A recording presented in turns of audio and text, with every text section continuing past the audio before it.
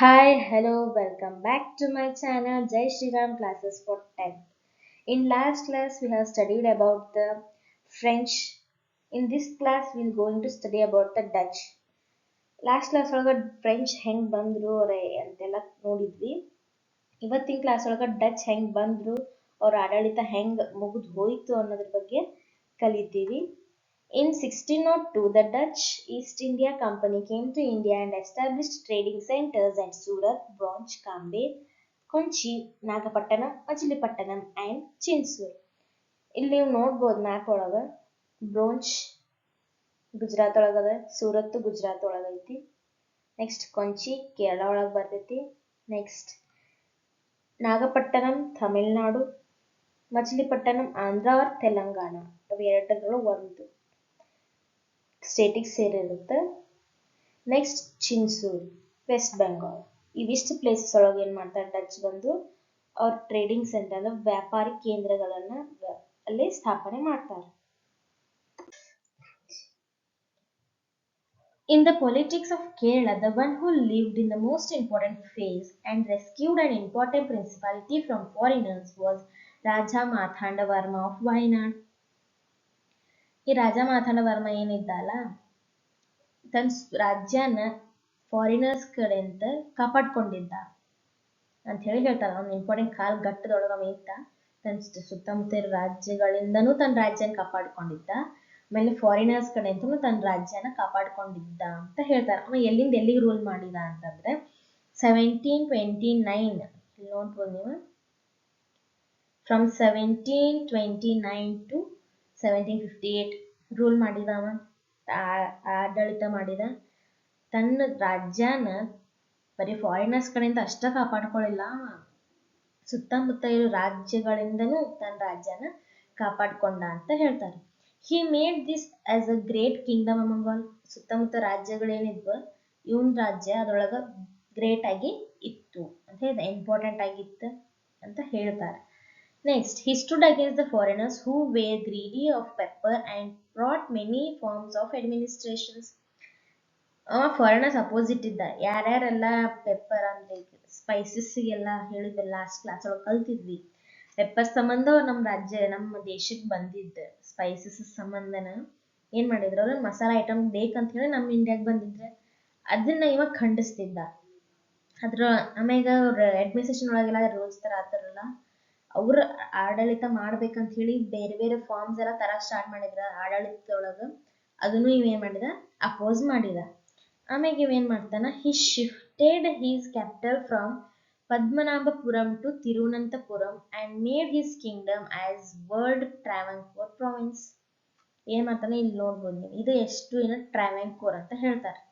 Colour purple colour ಒಳಗೆ ಕಾಣತೈತಲ್ಲ, ಅದು ಟ್ರಾವೆಂಕೋರ್. First ಇಲ್ಲಿ ಕಾಣಿಸೋದು ಪದ್ಮನಾಭಪುರಂ. ಇಲ್ಲಿಂದ ತನ್ನ ಕ್ಯಾಪಿಟಲ್ನ ಶಿಫ್ಟ್ ಎಲ್ಲಿ ಮಾಡ್ತಾನೆ, ತಿರುವನಂತಪುರಂ ಶಿಫ್ಟ್ ಮಾಡ್ತಾನೆ. ಇವ್ರದೆಲ್ಲ ಬಹಳ ಘಾಟ್ ಆಗಿರ್ತೈತಿ, ಅವ್ರಿಗೆ ಕಂಟ್ರೋಲ್, ಅವ್ರಿಗೆ ಪಾಠ ಕಲಿಸ್ಬೇಕು ಅನ್ನೋ ಉದ್ದೇಶದಿಂದ ಏನ್ ಮಾಡ್ತಾನೆ, ತನ್ನ ಸೆಂಟರ್ನ ತನ್ನ ಕ್ಯಾಪಿಟಲ್ನ ತಿರುವನಂತಪುರಮಿಗೆ ಶಿಫ್ಟ್ ಮಾಡ್ತಾನೆ.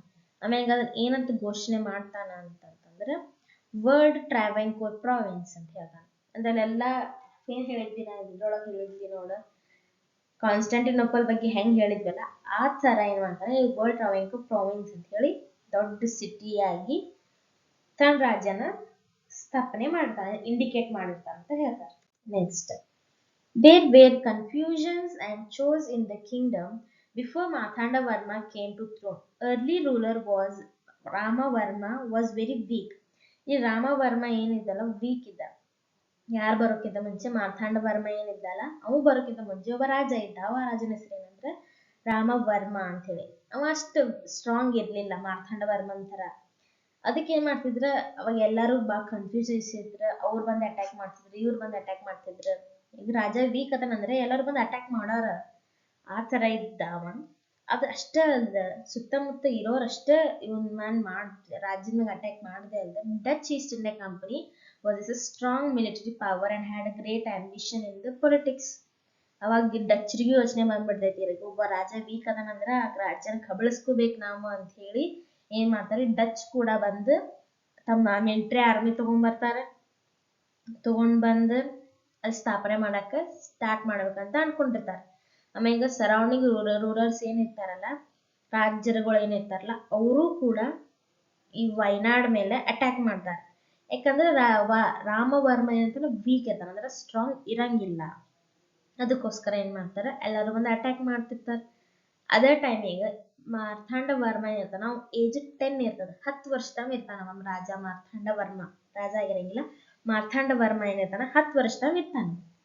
ಅವಾಗ ಏನ್ ಮಾಡ್ತಾನ ಇವ, ಹೇಳ್ತಾನ, ಒಂದ್ ಸಜೆಷನ್ ಕೊಡ್ತಾನ ರಾಮವರ್ಮ ಅಂದ್ರೆ ಕಿಂಗ್ ಯಾರಿದ್ರ ಅವಾಗ ರಾಮವರ್ಮ. ಆ ಕಿಂಗಿಗೆ ಮಾರ್ಥಾಂಡ ವರ್ಮ ಏನ್ ಮಾಡ್ತಾನ, ಒಂದು ಸಜೆಷನ್ ಕೊಡ್ತಾನ. ಏನಂತಾರ, ಸಜೆಷನ್ ಕೊಡ್ತಾನ ಮಟ್ಟ. ಆ ಸಜೆಷನ್ ಮೂಲಕ ಇವ್ ರಾಮವರ್ಮ ಏನ್ ಮಾಡ್ತಾನ, ಪಾಂಡ್ಯಾಸ್ ಆಫ್ ಮಧುರೈ, ಇಲ್ಲಿ ನೋಡ್ಬೋದು ನೀವು, ಇದಷ್ಟು ಪಾಂಡ್ಯಾದಿತ್ತ ರಾಜ್ಯ.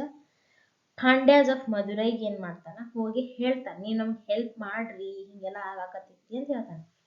ಅವಾಗ ಏನ್ ಮಾಡ್ತಾರ, ಇದು ಮಧುರೈ ಹೆಲ್ಪ್ ತಗೊಂಡಿದ್ದಕ್ಕ ರಾಮವರ್ಮ, ಅವಾಗ ಉಳ್ದೋರೆಲ್ಲರೂ ಸುಮ್ನಾಗ್ಬಿಡ್ತಾರೆ. ಇವ್ನ ಎನಿಮೀಸ್ ಏನ್ ಇರ್ತಾರಲ್ಲ ಸುಮ್ನಕ್ಕಾರ. ಯಾಕಂದ್ರೆ ಅವಾಗ ಪಾಂಡ್ಯ ಆಫ್ ಮಧುರೈ ಸ್ಟ್ರಾಂಗ್ ಇದ್ರ, ಅದ್ರ ಸಂಬಂಧ ಇವ್ರು ಏನ್ ಮಾಡ್ತಾರೆ, ಸುಮ್ನಕ್ಕಾರ. ಆಮ್ಯಾಗ ಅದಷ್ಟ ಅಲ್ದ ಅದ ಯಂಗ್ ಏಜಿಗೆ ಏನ್ ಮಾಡ್ತಾನ, ಪ್ರಾಮಿನೆನ್ಸ್ ಇರುತ್ತೆ. ಈ ಏಜಿಗೆ ಬಾಳ ಕೆಪೇಬಲ್ ಆಗಿದ್ದ ಅವ ರೂಲ್ ಮಾಡಕ್ ಅಂತ ಹೇಳಿ ಹೇಳ್ತಾರೆ. After Ramavarma at the age of 24 years, Marthanda came to the throne. Rama Varma ಆದ್ಮೇಲೆ ನೆಕ್ಸ್ಟ್ ಕಿಂಗ್ ಯಾರು ಅಕ್ಕಾರ ಅಂದ್ರೆ ಮಾರ್ಥಾಂಡ ವರ್ಮ ಅಕ್ಕಾನ. ಎಷ್ಟೇ ಏಜಿಗೆ ಅಕ್ಕಾನ ಅಂದ್ರೆ 24 ಇಯರ್ಸ್ ಇದ್ದಾಗ king ಅಕ್ಕಾನ. He compiled an army of 50,000 soldiers to extend the border of Wayanad. ಏನ್ ಮಾಡ್ತಾನ, ಒಂದು 50,000 ಜನ ಇದು ಆರ್ಮಿನ ಕಟ್ಟಿ ವಯನಾಡ್ ಸುತ್ತಮುತ್ತ ಗಡಿ ಜಾಗದಾಗ ಏನೇನು ಜಾಗ ಅದಾವಲ್ಲ ಅಲ್ಲಿಂದ ತನ್ನ ವಶಕ್ಕೆ ಪಡ್ಕೊಂಡು ತನ್ನ ರಾಜ್ಯನ ಬೆಳೆಸ್ತಾನ. He occupied pepper growing areas, ಅಂದ್ರೆ ಪೆಪ್ಪರ್ ಅಂದ್ರೆ ಮೆಣಸ್ಕಾಳನ್ನ ಬೆಳಿತಿರ್ತಾರಲ್ಲ ಆ ಜಾಗಗಳನ್ನ ಏನ್ ಮಾಡ್ತಾನ, ತಾನ್ ತಗೊಂತಾನ. ಅದೇ ಟೈಮ್ಗೆ ಏನ್ ಮಾಡ್ತಿದಾರೆ, ಡಚ್ಗಳು ತಮ್ಮ ಅಧಿಕಾರ ಚಲಾಯಿಸ್ಬೇಕಂತ ಹೇಳಿ ಪ್ರಯತ್ನ ಪಡ್ತಿರ್ತಾರೆ. ಅವಾಗ ಈ ಮಾರ್ಥಾಂಡ ವರ್ಮ ಏನ್ ಮಾಡ್ತಾನ, ಅವ್ರನ್ನ ಸೋಲಿಸ್ತಾನ. He controlled the surrounding areas and made them to oppose the Dutch. ಏನ್ ಮಾಡ್ತಾನ ಅಷ್ಟ ಅಲ್ದ ಸುತ್ತಮುತ್ತ ಇರೋ ಜಾಗನೆಲ್ಲ ತನ್ನ ವಶಕ್ಕೆ ತಗೊಂಡು ಅವರಿಗೆಲ್ಲ ಅಪೋಸ್ ಮಾಡಕ್ ಅಂದ್ರೆ ವಿರೋಧಿಸಕ್ ಹೇಳ್ತಾನ ಡಚ್ನ. ಅವ್ರಿಗೆಲ್ಲ ಹಿಂಗ್ ಹೇಳ್ತಾನ, ಡಚ್ ನಿಮ್ಗೆ ಏನು ಹೆಲ್ಪ್ ಮಾಡತ್ತಿಲ್ಲ, ಸುಮ್ಮನೆ ನಿಮ್ದ ತಗೋಕತ್ತಾರ, ತಮ್ಮ ಆಡಳಿತ ನಡೆಸ್ಬೇಕಂತ ಹೇಳಿ ಮಾಡಾಕತ್ತಾರ, ನಿಮ್ಮನ್ನ ಆಳಾಗ್ ನೋಡ್ಕೊಂತಾರ ನೋಡ್ರಿ ಅವ್ರಂತೆಲ್ಲ ಹೇಳ್ತಾನ. ತಿಳಿಸಿ ಅವಾಗ ಏನ್ ಮಾಡ್ತಾರ, ಇವ್ರ ಜನಗಳೆಲ್ಲ ಡಚ್ಗಳನ್ನ ಅಪೋಸ್ ಮಾಡ್ತಾರ. The Dutch, with the help of the provinces like Kayamkulam, Konchi, Purakad and Vadakunkur, attacked on Travancore. ಈ ಡಚ್ ಏನ್ ಮಾಡ್ತಾರ, ಈ ರಾಜ್ಯಗಳಿಂದ ಹೆಲ್ಪ್ ತಗೊಂಡ್ ಕಾಸು, ಇಲ್ಲಿ ನೋಡಿ ಕೊಂಚಿ, ವದಕುಂಕುರ್, ಪುಡಕರ್, ಕಾಯಂಕುಲಂ, ಈ 4 ರಾಜ್ಯ ಸಹಾಯ ತಗೊಂಡು ಟ್ರಾವೆನ್ಕೋರ್ ಏನ್ ರಾಜ್ಯ ಇರ್ತದಲ್ಲ ಏನ್ ಮಾಡ್ತಾರ, ಅಲ್ಲಿ ದಾಳಿ ಮಾಡ್ತಾರ. ಅವಾಗ Raja Marthanda Varma defeated them and captured Nedumangad and Kottarakkara trading centres. ಅವಾಗ ಟ್ರೇಡಿಂಗ್ ಸೆಂಟರ್ಸ್ ಯಾವ ಆಗಿರ್ತಾವ ಡಚ್ ಅಂದ್ರೆ ನೇದುಮಂಗಲ, ಇಲ್ಲದಲ್ಲ ಇದು, ಆಮೇಲೆ ಕೊಟ್ಟಕಾರ್ಕ್, ಈ 2 ಜಾಗನ ಅವ್ರನ್ನ ಸೋಲಿಸಿ ತನ್ನ ವಶಕ್ಕೆ ಪಡ್ಕೊಂತಾರೆ. ಯಾರು, ರಾಜ Marthanda Varma. He also wrote a strong letter to Dutch that he would never give up the trading rights of pepper to any foreigners. Dutch ಪತ್ರ ಬರೀತಾನೆ ಏನಂತ ಹೇಳಿ, ನಿಮ್ಮ ಅಧಿಕಾರನ, ನಿಮ್ ವ್ಯಾಪಾರದ ಅಧಿಕಾರನ ಮೆಣಸ್ ಮೇಲೆ ನಾ ಯಾವ ಫಾರಿನರ್ಸಿಗೂ ಅಧಿಕಾರ ಕೊಡಂಗಿಲ್ಲ ಅಂತ ಹೇಳಿ ಬರೆದು ಕಳಿಸ್ತಾನ. ಅದು ಏನು ಗಟ್ಟಿ ನಿರ್ಧಾರನ ಹೇಳ್ತಿರ್ತಾನ, ಅವ್ರಿಗೆ ಹೇಳಿರ್ತಾನ ಅಂತ ಹೇಳ್ತಾರ. Next, in 1741 the Dutch declared war on Travancore with the Kottakaru province in the frontier. ಏನ್ ಮಾಡ್ತಾರ ಇವರು ಡಚ್, ಮತ್ತ ಅಂದ್ರೂ ಸುಮ್ಮ ಕುಂದ್ರಂಗಿಲ್ಲ, ಅವ್ರು ಎಟ್ಟರ ಲೆಟರ್ ಕಳಿಸಿದ್, ನೀವು ನಾವಂತೂ ನಾಚಿಕೆ ಬಿಟ್ಟು ಬಂದೇವಿ ನಿಮ್ ದೇಶಕ್ಕ, ನಾವಂತೂ ನಿಮ್ಮ ಮೇಲೆ ಯುದ್ಧ ಸಾರಾರ ಅಂತ ಹೇಳಿ ಮತ್ತೆ ಯುದ್ಧ ಸಾರ್ತಾರೆ. ಯಾವಾಗ 1741 ಒಳಗ, ಎಲ್ಲಿಂದ, ಕೊಟ್ಟಕಾರು ಪ್ಲೇಸ್, ಆಗ ನೋಡಿದ್ವಲ್ಲ ಪ್ರಾವಿನ್ಸ್ ಅವ್ರದ ಕೊಟ್ಟಕಾರು ಕಾರ, ಅಲ್ಲಿಂದ ಮತ್ ದಾಳಿ ಮಾಡ್ತಾರ. ಅದು ಒಂದ ಪ್ಲೇಸಿನ ಮಾಡಲ್ಲ. ಸುತ್ತಮುತ್ತ ಇರೋ ಪ್ರಾವಿನ್ಸ್ ಲೋಕಲ್ ಪ್ರಾವಿನ್ಸಸ್ ಇರ್ತಾವಲ್ಲ, ಸಣ್ಣ ಪುಟ್ಟ ರಾಜ್ಯಗಳೇನಿರ್ತಾವಲ್ಲ, ಅವ್ರ ಸಹಾಯ ತಗೊಂಡು ಡಚ್ ಏನ್ ಮಾಡ್ತಾರ, ರಾಜ ಮಾರ್ತಾಂಡ ವರ್ಮನ್ ಮೇಲೆ ಅಟ್ಯಾಕ್ ಮಾಡ್ತಾರ. ಆದ್ರೆ ರಾಜ ಮಾರ್ತಾಂಡ ವರ್ಮನ್ ಏನಿರ್ತೈತಿ, ಸ್ಟ್ರಾಂಗ್ ಆರ್ಮಿ ಇರ್ತೈತಿ. But Marthanda Varma's army strongly sent them back. ಅವ್ರೇನ್ ಮಾಡ್ತಾರ, ಅವನ ಆರ್ಮಿ ಅವ್ರನ್ನೆಲ್ಲಾರನ್ನ ಹಿಂದ್ ಕಳಿಸ್ತಾರ. ಡಚ್ ಇಷ್ಟಕ್ಕ ಸುಮ್ ಕುಂದ್ರಂಗಿಲ್ಲ ಅವ್ರು. ಮತ್ತೇನ್ ಮಾಡ್ತಾರ, ಕೊಂಚಿಗೆ ಹೊಕ್ಕಾರ. ಅವ್ರ ಮೇನ್ ಸೆಂಟರ್ ಫಸ್ಟ್ ಮಾಡ್ಕೊಂಡಿದ್ರಲ್ಲ, ಅಲ್ಲಿ ಕೊಂಚಿಗೆ ಹೊಕ್ಕಾರ. Dutch came back to Konchi, but with the help of Simhasel forces. ಅದೊಂದೇನೋ ಫೋರ್ಸ್ ಇರುತ್ತೆ, ಅವ್ರ ಫೋರ್ಸ್ ಇಂದ ಏನ್ ಮಾಡ್ತಾರೆ, ಇಲ್ಲೇ ಮತ್ತೆ ವಾಪಸ್ ಮಾರ್ತಾಂಡ ವರ್ಮನ್ ಮೇಲೆ ಅಟ್ಯಾಕ್ ಮಾಡ್ತಾರೆ. 4 days serious battle took place between Marthanda Varma and Dutch from 10th August 1741 at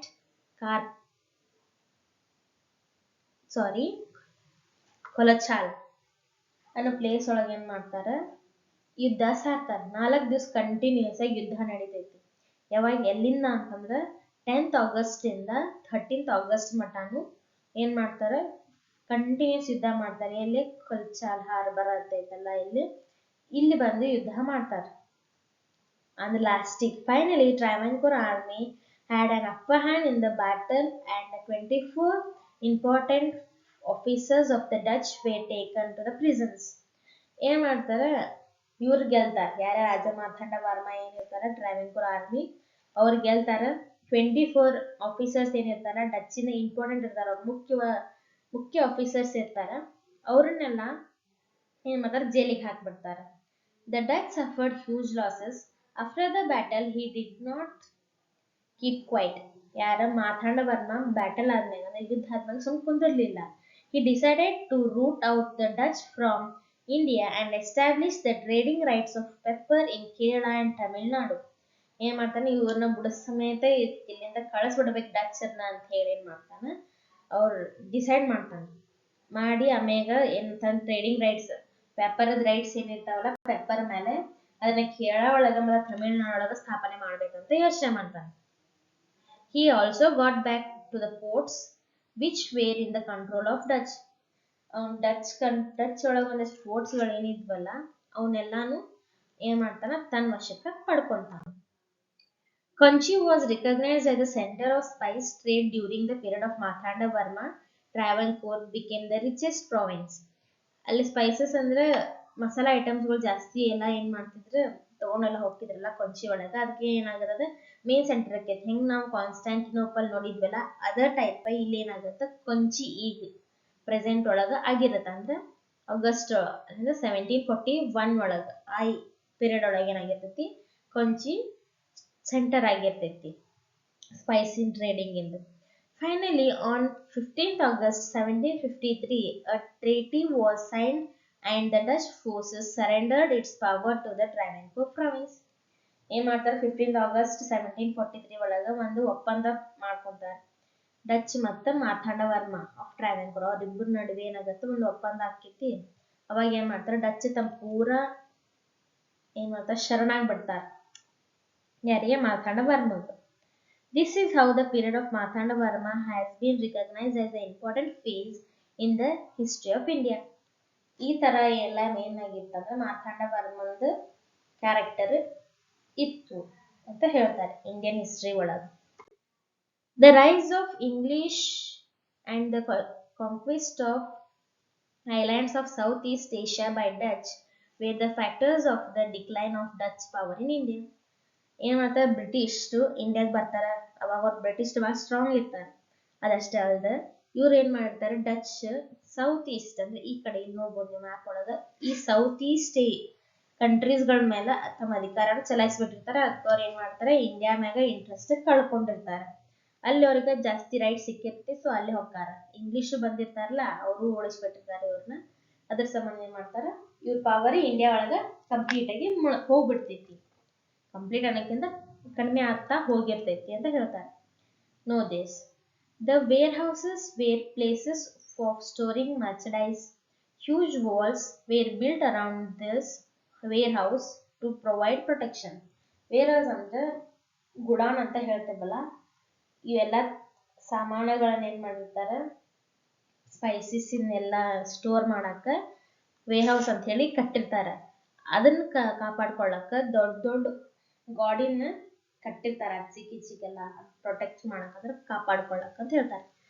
ಇಲ್ಲಿಗೆ ಈ ಟಾಪಿಕ್ ಮುಗಿಸ್ತೇನೆ. ಇನ್ ನೆಕ್ಸ್ಟ್ ಯಾರು ಬ್ರಿಟಿಷ್ ಬರ್ತಾರೋ ಯಾರು ಬರ್ತಾರೋ ನೋಡೋಣ ಅಂತ. ಈಗೇನ್ ಮಾಡ್ರಿ, ನನ್ನ ಚಾನೆಲ್ನ ಸಬ್ಸ್ಕ್ರೈಬ್ ಮಾಡ್ರಿ. ನಾ ಅಪ್ಲೋಡ್ ಮಾಡಿದಾಗ ನೆಕ್ಸ್ಟ್ ವಿಡಿಯೋದಲ್ಲಿ ನಿಮಗೆ ಪಟ್ ಅಂತ ಹೇಳ್ಬರ್ತೀನಿ, ನೀವು ತಟ್ ಅಂತ ನೋಡ್ಬೋದು. Okay, please like, share, comment and don't forget to subscribe my channel Jai Shri Ram Classes for 10th. Thank you.